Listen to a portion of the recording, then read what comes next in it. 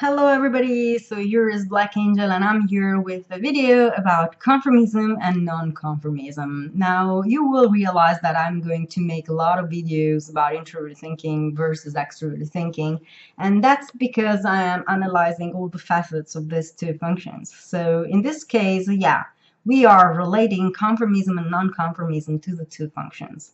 I have been watching society very closely for a very long time now, and I have come to a definite conclusion that these two concepts can actually be related to functions. So conformism would be extroverted thinking, non-conformism would be introverted thinking. Introverted thinking, like we said, is my opinion above everybody else's opinion, whereas extroverted thinking is everybody's opinion, the opinion of the majority above my personal opinion. So this already clarifies a little bit to why conformism would be an extroverted thinking thing, whereas non-conformism is an introverted thinking thing. But it's not as easy as it may sound, because when we talk about non-conformism, we tend to include in non-conformism a set of things that are actually conformism. And this is not going to be easy to explain, but I will try my best to deliver the concept. If you take movements, like for example, thrash metal, or punk, or gabbers, or yeah, I think these are enough. If you think of these movements, if you take, for example, punk rockers, you will realize that behind the idea of punk rock, there is both rebellion and a code. This code, that is basically some sort of dress code, goes in opposition with what the majority, mainstream society, as it is called, considers acceptable. But at the same time, it builds up its own set of rules of what is appropriate and what is not. So whenever we're talking about appropriate and non-appropriate, we're talking about introverted feeling, which is paired with extroverted thinking. So basically, it works this way. Introverted feeling types define, socially speaking, what is appropriate and what is not in a specific setting, and extroverted thinkers create this set of social norms that will accompany that specific society. So the punk rock community is based on a specific dress code, specific characteristic within the music, and specific things that belong to that environment. If you do not conform with those norms and with those specifics, let's call them specifics, you are not a punk rocker, or anyway, you're not a punk. No matter what you do, you have to adhere to that specific set of rules or set of norms or set of specifics to be considered a punk. So that's very important to keep into account, because the punk rock movement is by definition nonconformist. So what the fuck are you talking about, Blackie? I am talking about the fact that what something originally wants to achieve isn't necessarily the way that the thing proceeds. So punk rock began as a movement that wanted to set themselves apart from mainstream society. So it was basically what should have been the TI movement per excellence. Problem is that society is not divided the way we use psychological profiles.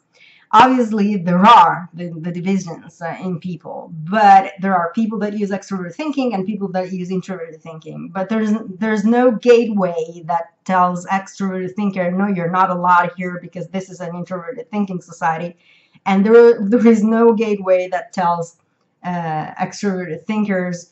That tells introverted thinkers, no, you're not allowed here because here is an extroverted thinking society. So what happens is that sometimes extroverted feeling causes a lot of commotion because of the enthusiasm and explosive behavior of extroverted feelers in societies that would actually be extroverted thinking and created for extroverted thinking.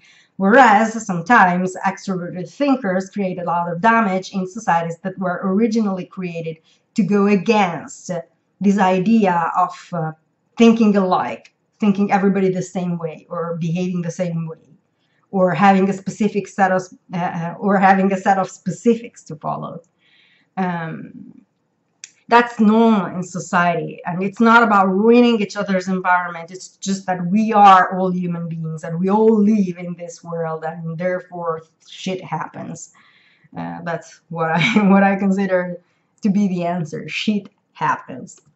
So shit happens, and the punk movement became organized according to a very specific extroverted thinking code. So what is actually nonconformism? Nonconformism is that thing that makes people not conform to any standard. So you are having to do with nonconformists.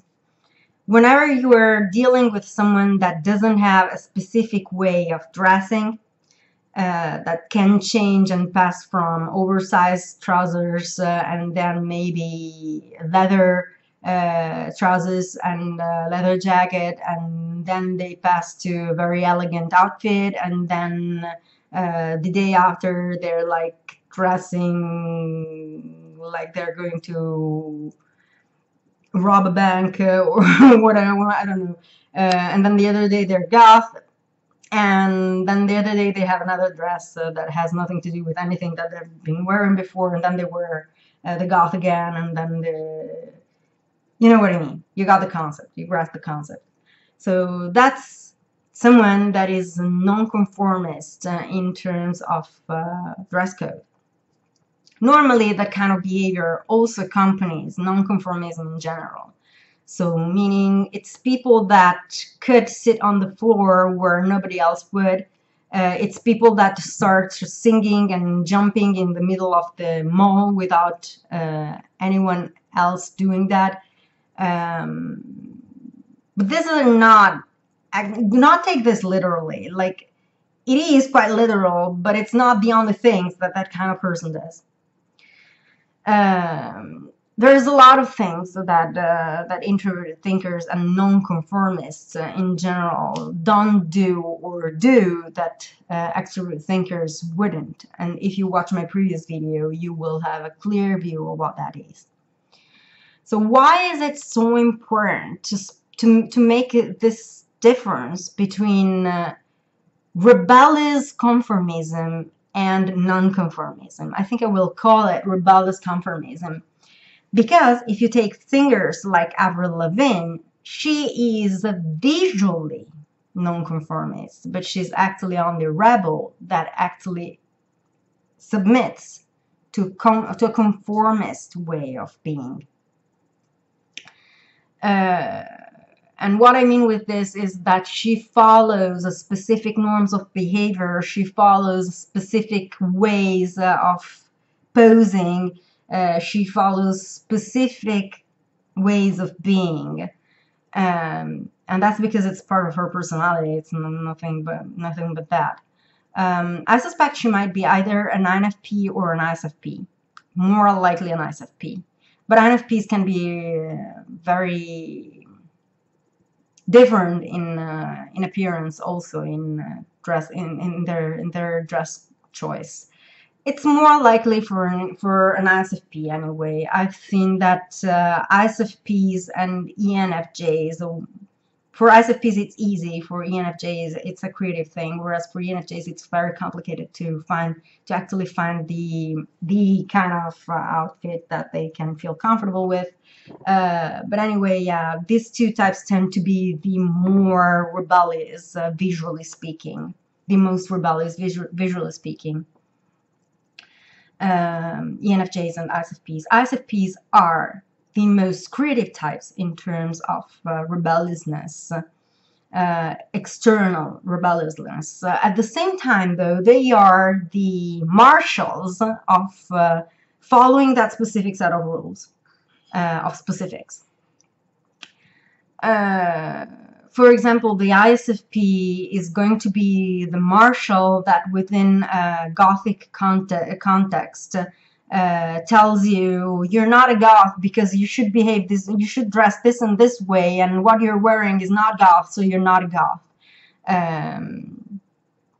That's an ISFP. Yeah, that's something interesting that we should talk about in a video of its own. But anyway, yeah. It is very important to distinguish and split between being rebellious but conformist and being nonconformist. It is important because it's going to help you pick people. If you are one of those people that likes rebellious people but still wants those social norms to be followed, you're probably looking for an ISFP or an ESFP, an INTJ, and an ENTJ. If you are one of those people that like everything to conform to mainstream standards, then you're probably ESTJ, ENTJ, ESTJ, ISTJ, ENFP, INFP. Both groups can actually adhere to the other. It's possible. It's completely possible. But it's very unlikely for an INFP to actually listen to very aggressive music. It's more likely they're going to pick something like classical music or anyway very soft tones and very relaxed music. That's more likely for an INFP. They're not particularly fond of aggressive stuff, like the stuff that I tend to listen to. Anyway, yeah, if you pick, for example, OTEP, Smash the Control Machine, that's not going to be the first choice for an INFP. Probably the last choice. Anyway, yeah, that's basically the difference between extroverted sensing and not using extroverted sensing, which is a different topic. Anyway, yeah, rebellious is more likely ISFP or one of those guys. Whereas if you're looking for nonconformists, you can pick, make your choice. You can go to the softer types, like for example grunge music, or more soft tones like grunge, for example. They're going to be found, for example, among INTPs, ENTPs, ISFJs, ESFJs. They are more relaxed and more, let's smoke a joint all together and let's have an afro party. That's the kind of way of the alpha quadra. So ESFJs, ISFJs, INTPs and ENTPs are more the relaxed and very, yeah, you know what I mean, kind of types.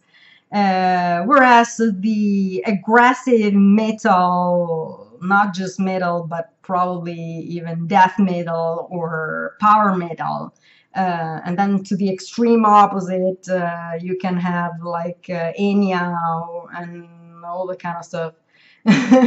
Yeah, these guys are instead the absolute nonconformists. They are extreme in everything, and we're talking about INFJs, ENFJs, ESTPs, and ISTPs. The ESTPs are the worst of that. So if you ever see an ESTP and you're a conformist, please start running. Yeah, that's basically how it works. That's more a suggestion than an order, but anyway, it sounded a little bit like an order. Anyway, do that. Yeah. Yeah, that's my advice. Because if you like someone like Avril Lavigne, for example, and you pick an ESTP, you're completely off base. You're not going to get along with that person at all. Personal experience. I've seen someone look for an INFP, liking an ISFP, and then falling in love with an ESTP. It's like the absolute chaos.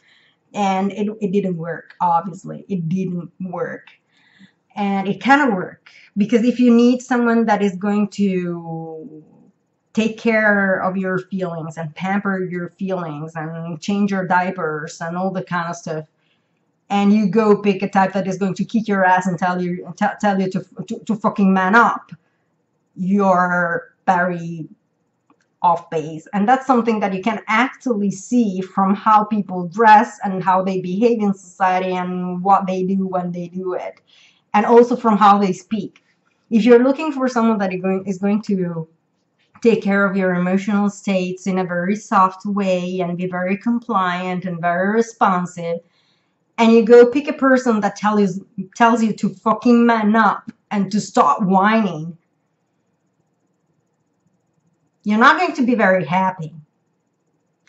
And you see that because when you're looking for the first type of person, this very soft and very pliant individual, quite judgmental also, because they're going to tell you what is right and what is wrong, what is appropriate and what is not.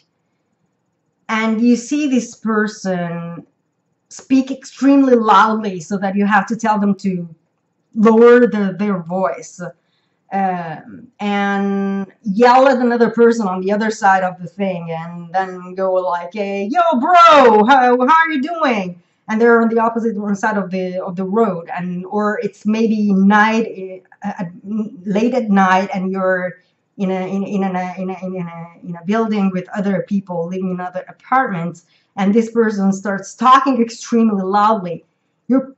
You understand that kind of behavior that goes completely against social norms is not what you're looking for. That's why I'm giving so much importance to this kind of concept, to nonconformism versus rebellious conformism versus conformism. It's extremely important to understand the difference and why they're bound to the functions, because that is going to help you pick people that you can actually be comfortable with. You will never succeed in changing someone that is not the way you get along with. You cannot take an ESTP and change them into an INFP, or take an INFP and mold them into an ESTP. That's never going to happen.